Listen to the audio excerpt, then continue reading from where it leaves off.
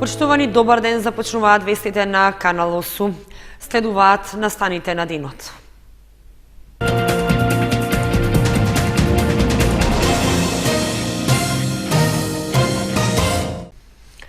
Тројца пратеници од општините Кучани и Виница ќе имаат двете најголеми предизборни коалиции во изборната единица 3. На староновите парламентарци Иванов и Манаскова од партијата на власт им се придружува и Сашко Костов од СДСМ. Во новиот парламентарен состав, како и во досегашниот, ќе влезат двајца пратеници од Кочани. По соопштувањето на првичните резултати од страна на Државната изборна комисија, известно е дека во пратеничките клупи ќе седне староновиот пратеник Иван Иванов од Коалицијата за подобра Македонија, предводена од ВМРО-ДПМНЕ, кој се наоѓаше на 11-та позиција на кандидатската листа. Коалицијата за живот во Македонија на СДСМ ќе ја представува Сашко Костов, актуелен претседател на Општинската организација на социјалдемократите од Кочани, кој на листата на кандидати беше позициониран на 5-то место. Иако се очекуваше дека по дознавањето на резултатите од изборниот процес, тие ќе се појават во јавноста за да им се заблагодарат на гласачите за поддршката, до сега тоа не се случи. Инаку, освен двајцата пратеници од Кочани, во парламентот ќе влезе и досегашната пратеничка Магдалена Манаскова од Виница, како представник од коалицијата предводена од ВМРО-ДПМНЕ. Таа на кандидатската листа се наоѓаше на добитната 6-та позиција. Според бројот на пребројани гласови во третата изборна единица, Државната изборна комисија соопшти дека ВМРО-ДПМНЕ освоила 11 пратенички места, а СДСМ 9. За сега нема информации дали некоја од коалициите или партиите кои учествуваа во изборите во изборната единица број 3 ќе поднесе приговор до Државната изборна комисија за забележани неправилности или нарушен изборен процес. Сепак, факт е дека поради разликата од над 20.000 гласа меѓу двете најголеми коалиции, тешко може да се очекува евентуалните приговори да го изменат со односот на добиената поддршка од гласачите.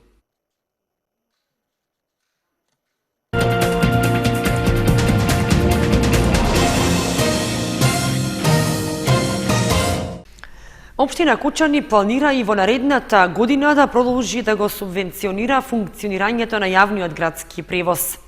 Според податоците од предлог одлуката доставена до Советот на општината, од општинскиот буџет за првите 10 месеци од оваа година биле издвоени над 70.000 динари за директна поддршка на јавниот превоз. Локалната самоуправа на Кочани не се откажува од јавниот градски превоз, па планира и во 2017 година од буџетот да издвои средства со кои ќе го субвенционира неговото функционирање. При тоа ќе бара согласност и од Општинскиот совет, за да може предлог одлуката да добие полноправна важност. Како и досега, општината ќе учествува со 50% во цената на билетот, односно на секои 10 денари што ќе ги плати патникот, таа на превозникот ќе му доплаќа уште толку. Продолжувањето на функцијата на јавниот превоз се оправдува со одредбите во Законот за локална самоуправа, каде стои дека општините се надлежни за уредување и организирање на јавен локален транспорт на патници. Законска обврска за организирање јавен превоз имаат само општините со повеќе од 100.000 жители, но Кочанската локална самоуправа од пред 3 години само иницијативно го започна давањето на услугата. Тоа ја наметна потребата да го определи возниот ред, релациите на кои ќе се обраќаат автобусите, да определи соодветни стојалишта и нивно бележење, опремување и одржување, како и спроведување на контрола на наплатата и воопшто на функционирањето на превозот. Определената линија на која возат автобусите е на релацијата од населбата Оризари преку местноста Бавчалук до хотелот Национал и обратно. Во предлог одлуката што Советот на општината ќе ја разгледува на седницата в петок, од локалната самоуправа тврдат дека за првите 10 месеци од оваа година биле продадени 7160 билети, односно трошокот за субвенционирање од општинскиот буџет изнесувал нешто повеќе од 1000 евра. Јавниот градски превоз во Кочани стартуваше во декември 2013 година. Иако првично се најавуваше дека ќе има пробен период од 2 месеци, тој беше пролонгиран на половина година, а подоцна стана редовна практика. Цената на билетот тогаш беше 20 денари, од кои половина плаќа патникот, а уште толку покрива општината. Должината на линијата беше околу 15 километри, а во март годинава е продолжена и по улиците Македонска и Руен во населбата Усова Чешма. Локалната власт најавуваше дека ќе организира општински линиски превоз со кој ќе бидат опфатени и дел од селата, но засега идејата се уште е на хартија. Подпишан е договорот за добивање грант за довршување на Кејската улица Гоце Делчев во Оризари. Од фондовите на Европската Унија добиени се 16 милиони денари, а обврска на општината е од својот буџет да го кофинансира проектот. Во текот на наредната година треба да започне довршувањето на Кејската улица Гоце Делчев во населбата Оризари. Општина Кочани го потпиша договорот со Министерството за финансии за ИПА грант во висина од 16 милиони денари од компонентата ИПА инвестициски грантови финансиран од Европската Унија во рамки на проектот за подобрување на општинските услуги. Вкупниот износ на проектот е 315.600 евра и ќе биде кофинансиран од страна на националниот буџет во износ од 65.000 евра и од буџетот на општина Кочани со 55.600 евра. Со грантот од Европската Унија во износ од 195.000 евра, општина Кочани ќе го реализира првиот дел од проектот изградба на локален пат улица Гоце Делчев за поврзување на населбата Оризари со регионалниот пат и со градот Кочани. Довршувањето на улицата беше најавувано неколку пати во изминатите години, а имаше и советнички прашања до локалната власт до каде е подготовката на планот. Дали се готови проектите за нашите капиталните проекти во Оризарија, ги знаеме тие кои се, значи тоа се двете кејски улици, кои што војно представуваат влез, а би кажал исто и за улица Енгелсова или популарно кажана Пазарски пат, значи дали таму се прави проект, бидејќи тоа е капитална работа која што верувам дека треба да аплицираме преку некои проекти и во наредната година 2015 па и 2016 да би се решил проблемот. Минатата година општината поднесе барање за финансиска поддршка до европските фондови за довршување на Кејската улица во Оризари и на истото беше позитивно одговорено. Со потпишувањето на договорот за финансирање се очекува и негова практична реализација. Општината планира до изградбата на улицата Гоце Делчев во Оризари да биде во должина од 742 метри и широчина на коловозот од 7 метри. Ке има и тротоари од двете страни на коловозот со широчина од 1,5 метар. Со завршувањето на овој дел ќе се добие целина со што ќе се овозможи подобра сообраќајна врска и целосно решавање на левата Кејска улица на Оризарска река. Продолжува постапката за легализација на бесправно изградените објекти во општина Кочани, при што од вкупно пријавените барања до сега се решени околу 60%. Во вториот продолжен рок биле доставени уште 1600, за кои рокот за докомплетирање е до крајот на идната година. 3580 барања за легализација на диво изградени куќи, доградби и надградби на станови и деловни објекти до сега реализирале стручните служби во општина Кочани. За околу 130 барања било донесено негативно решение поради неисполнување на потребните законски услови или пак тие се отфрлени како некомплетни, а неколку биле препратени за решавање кај други органи. Одбиени биле 45 барања на граѓани за кои не постоеле услови објектот да им биде легализиран. Со тоа, од почетокот на рокот за легализација на бесправно изградените објекти, до сега постапката е завршена за околу 60% од вкупно поднесените 5988 пријави. До сега, комплетирањето на барањата одело со позабавено темпо во однос на почетокот на кампањата, што било резултат на неактивноста на граѓаните околу доставувањето на потребните елаборати. Најголем број од поднесените барања за легализација на дивоградбите, односно околу 85%, се за објекти што се наоѓаат на територијата на градот.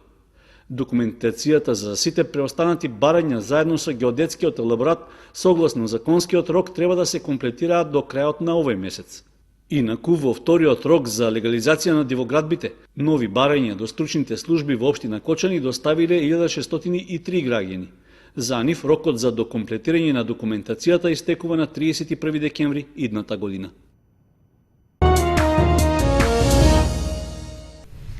Без решение останува состојбата со зградата на поранешен воен одсек во Кочани. Нејзин собственик е државата, а од општината се жалат дека тешко комуницираат со корисниците на просторот за подобрување на условите што се под сите стандарди. Продолжува распаѓањето на зградата на поранешен воен одсек во Кочани. Градиот надворешен изглед го дополнува уништената внатрешност со што објектот повеќе наликува на сцена од хорор филм отколку простор во кој треба да работат државни службеници. Со оглед што се наоѓа на фреквентна локација во централното градско подрачје, неодминлива е забелешката оти е неопходна итна интервенција и поправање на состојбата за да се подобри запуштеноста.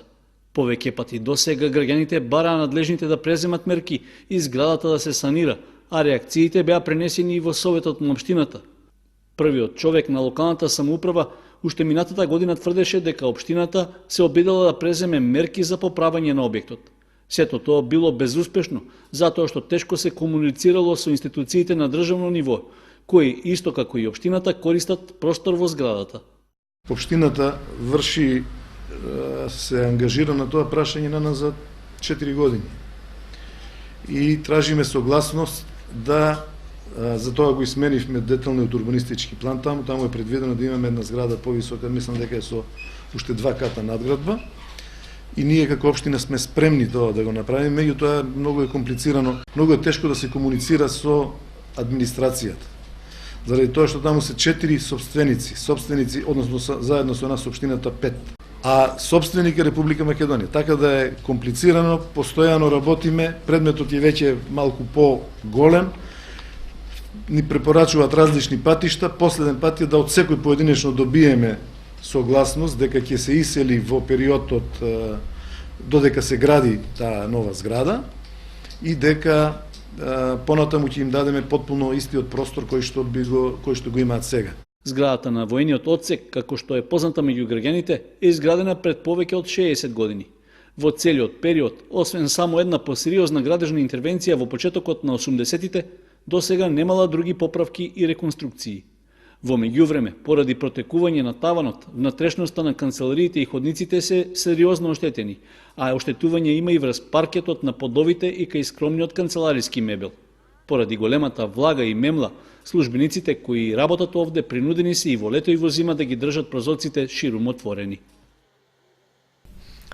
Локалната самоуправа на Кочани в среда ќе спроведе петата и последна сесија од буџетскиот форум со граѓаните, на кој ќе се разгледуваат предлозите за ставки што би влегле за буџетот на општината за 2017 година. Финансиската поддршка за процесот ја обезбеди Швајцарската агенција за развој и соработка. Општина Кочани го продолжува спроведувањето на буџетскиот форум во рамки на програмата Форуми во заедницата, што треба да овозможи директно учество на граѓаните во процесот на донесување одлуки на локално ниво, транспарентно и отчетно работење на општинската администрација и изголемување на довербата во локалната самоуправа. Петтата и воедно последна форумска сесија ќе се одржи в среда на 12 декември во ресторанот Аква со почеток во 18 часот. Целта на буџетскиот форум е граѓаните да добијат целосен увид во приходите и расходите на општината и со своји предлози да учествуваат во креирањето на општинскиот буџет за 2017 година. Општината со одлука за спроведување на буџетскиот форум сака да покаже високо ниво на транспарентност и отчетност пред своите граѓани. Буџетскиот форум содржи 5 форумски сесии, при што на првата што се одржи во ноември беа оформени работните групи кои работеа на одделни сфери за кои би можеле да се наменат буџетските средства. На втората сесија беше представен прегледот на планирани и реализирани приходи на сметката на општината во периодот до 30 септември годинава. На третата средба беше разгледан прегледот на планирани расходи по програми на општината за 2017, а на четвртата се разгледуваа програмите за изградба на патишта и улици за уредување на просторот во руралните подрачја, како и за програмите за противпожарна заштита и остварување на социјална и детска заштита. На последната петта сесија ќе се реализира презентација на проектите кои ќе одат на гласање, а потоа ќе се одлучува, односно ќе се гласа за програмите за кои ќе се наменат буџетските средства по програми.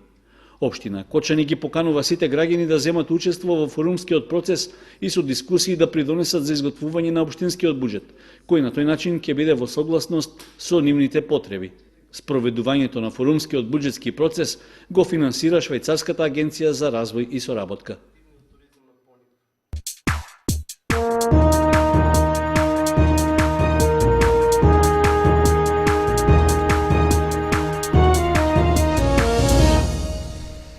Следува информацијата од спортот.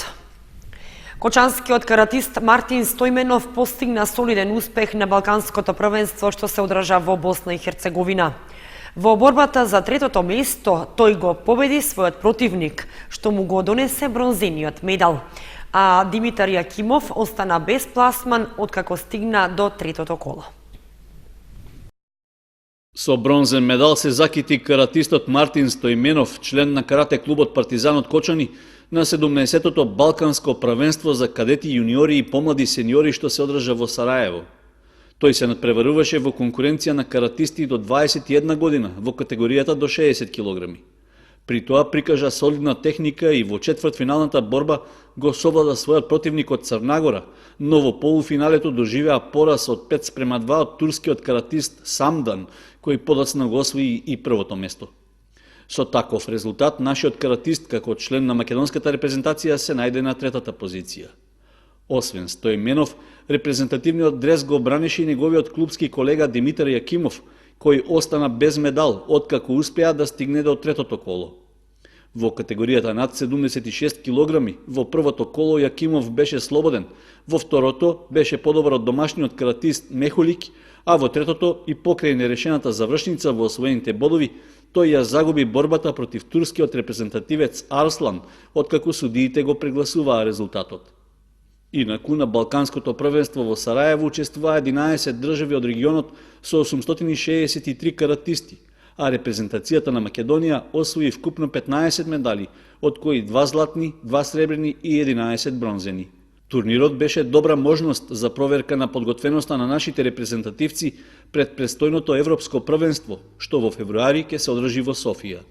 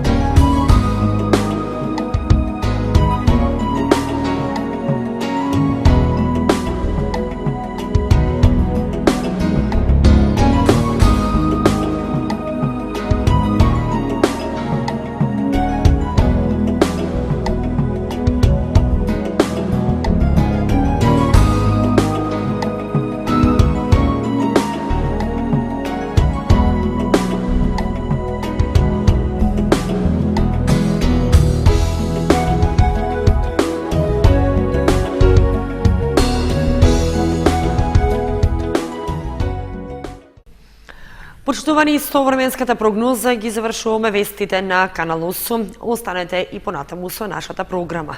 Довидување.